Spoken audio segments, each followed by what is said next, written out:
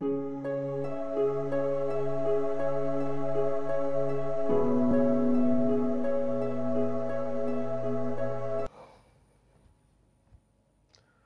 back to our lecture series in circuits and networks.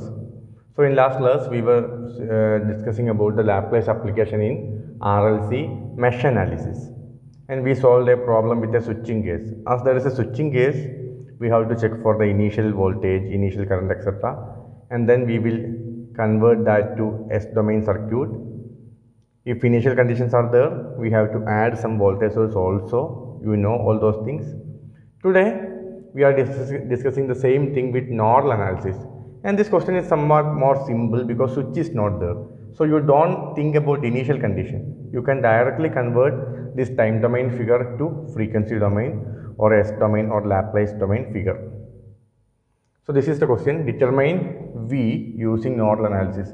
This is V, is across a 1 ohm resistor. As this is V, we can modify V as this may be the reference. So this branch is connected in between these two nodes. So actually we are going to apply nodal analysis. Nodal analysis means here we can see three nodes.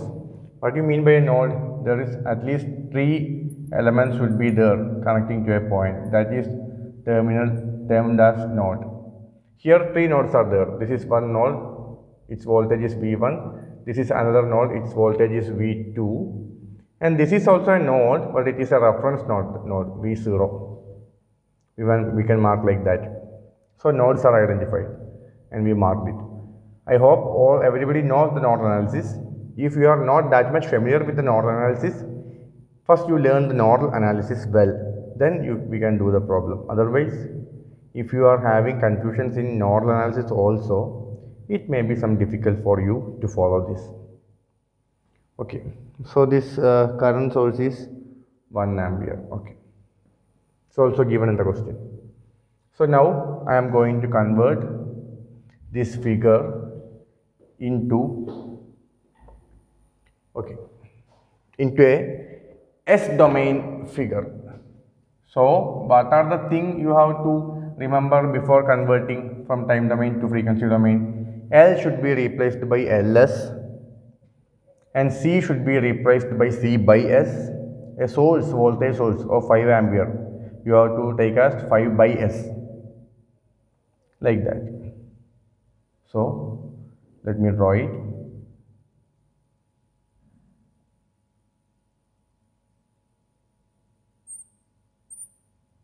This is 4 farad, so 4 by S. Now initial source. If initial source is there, we have to connect, initial conditions are there, we have to connect a voltage source also. Resistance, nothing to worry about, it's resistance itself, 1 itself. Current source of 1 ampere, we have to take as 1 by S, because for U of t, it is in time domain, U of t in frequency domain, it's 5 by S. So even though it is a constant, 1 ampere is a constant, it is a depending on time. That's why we have to take it as 1 into U of t. If 5 ampere in time domain, we have to take it as 5 into U of t. So its inverse will be, in Laplace transform, will be 5 by S. Like that we got 1 by S. And here it is, okay, 1 minute, I think I made a mistake here. This is actually 1 by 2 ohm in the question, please correct it. So this is again 1 by 2 itself, no change for resistors, V2, V1, and this is 4 ampere, we can mark as 4 by S. So now I am going to apply nodal analysis for the node 1 and node 2. This is node 1, this is node 2, and this is reference node.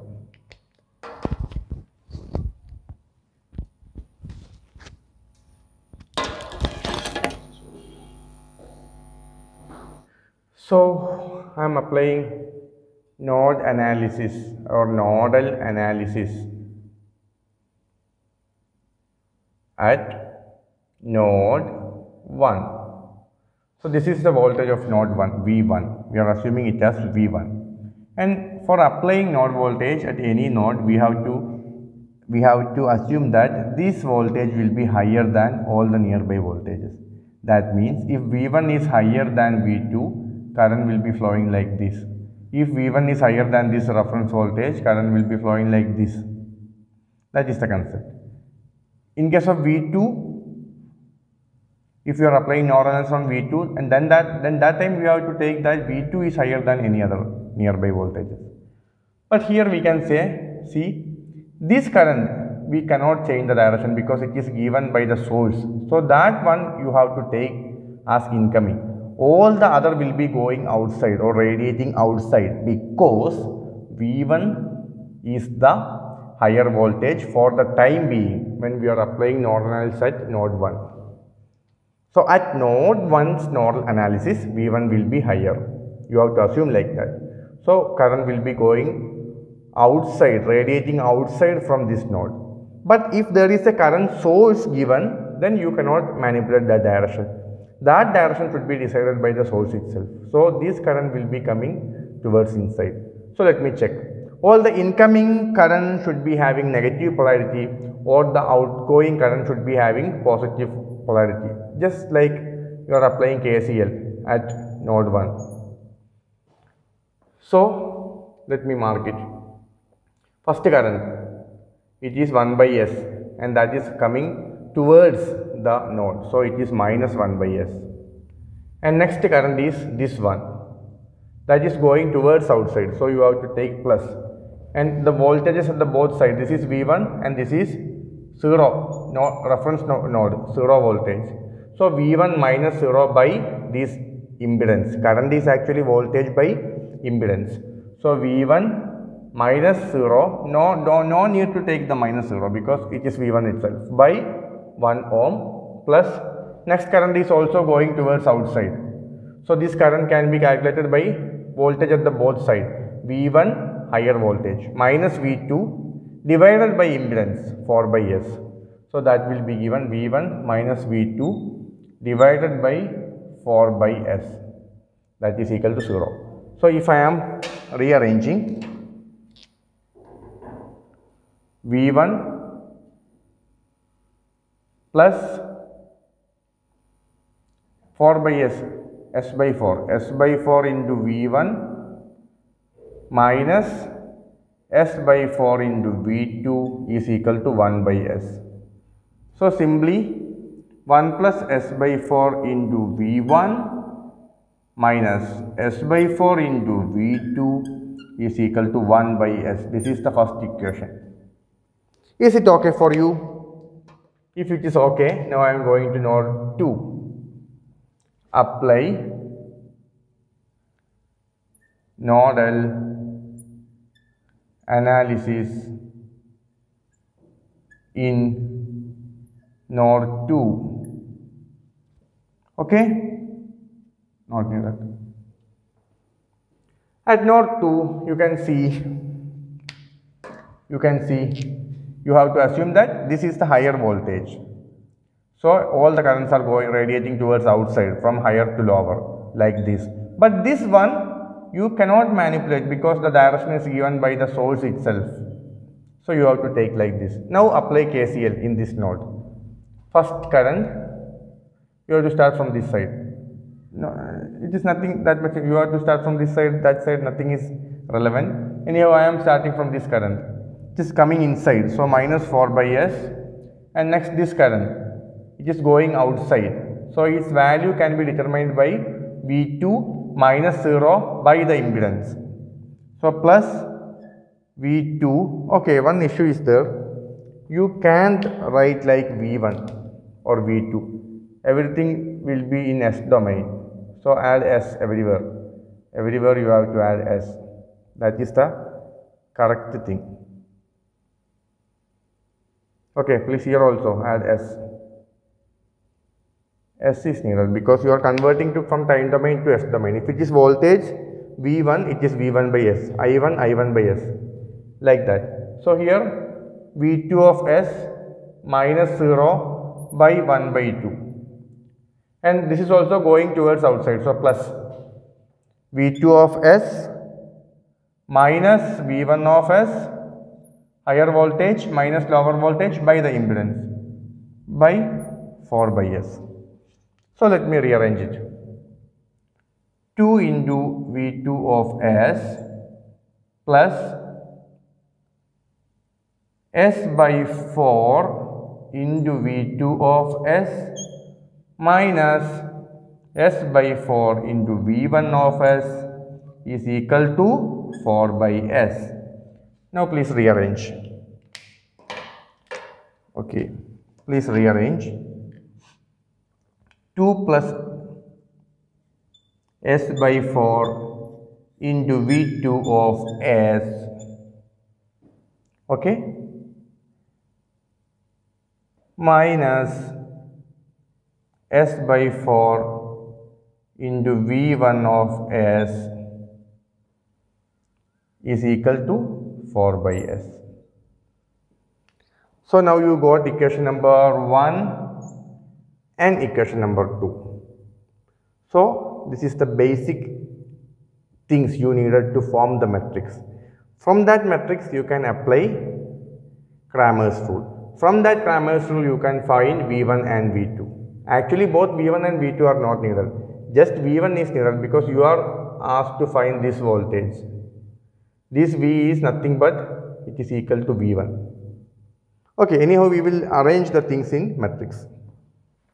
So it is the time to arrange these two equations into matrix. Then only we can apply Cramer's rule. So this is the first equation and this is the second equation that we obtained from nodal analysis of node 1 and node 2. You can see the green colored things are just the coefficients of main variance V1 and V2. So I am abstracting all the coefficients into a matrix. First 1 1, 1 2, 2 1, 2 2. That is the order to be bring into the matrix. Then the basic variable parameters V1s and V2s are arranged in columns. Then the right side is arranged as one column. Okay. Then what is the thing? Then I have to find del 1 and del. V1 of S is del 1 and del and V2 of S is equal to del 2 by del. I hope now everybody know what is del. Del is the determinant of base matrix. Del is the determinant of this base matrix. Base matrix determinant. So I will find del here. Del is equal to 1 plus S by 4 into 2 plus S by 4 minus S by 4 into minus S by 4. This is the case. Okay. If you solve that, you will get del. And what is, you will get del. What is del 1? For getting del 1, you have to change the basic column. I will write the matrix corresponding to del 1 here. Okay, so this is V1 of S. We already got this expression. Now, based on partial fraction, I can rearrange it as A by S plus B by S into 8 by 3. Now, how I can find A? For finding A, I have to multiply this entire term with S and put S is equal to 0. For finding A, I have to multiply the entire term with S and put S is equal to 0. For finding B, I have to multiply the entire term with each denominator S plus 8 by 3 and put S is equal to at that time minus 8 by 3. Okay. So first we can find A. So V1 of S into S, that means S will cancel this term. So this will be the residue 5 by 3S plus 8 by 3 plus S into 8 by 3 and I have to put S is equal to 0. In this equation, if I am putting S is equal to 0, this is just multiplication. S is equal to 0, then we will get 1. You can check it. Then for b, I have to multiply the entire term with s plus 8 by 3. So what we will get? 5 by 3 into s plus 8 by 3 all divided by, this term will get cancelled, s at s is equal to minus 8 by 3. So that will be 5 by 3 into minus 8 by 3 plus 8 by 3 all divided by minus 8 by 3. Please take minus 8 by 3 outside. Minus 8 by 3 into 5 by 3 minus 1 all divided by minus 8 by 3. This will get cancelled. 5 by 3 minus 1. That will be 5 by minus 5 minus 2 by 3. Sorry. 5 minus 3 all divided by 3. That is equal to 2 by 3. So, A is equal to 1 and B is equal to 2 by 3. So, this is the final form of V1 of S after partial fraction. Now, we have to take inverse Laplace for finding V1 of t is equal to L inverse of V1 of S. So, that is equal to L inverse of 1 by S plus 2 by 3 by S plus 8 by 3.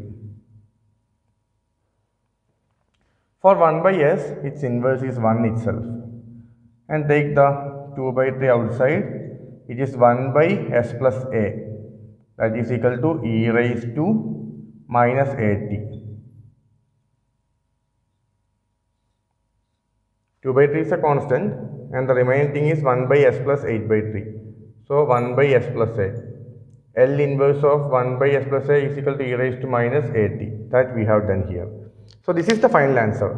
In the same way, they didn't ask you to find V1 of V2 of t, because V1 of s will give the required question. What you were asked to find some voltage, and we find that voltage was equal to V1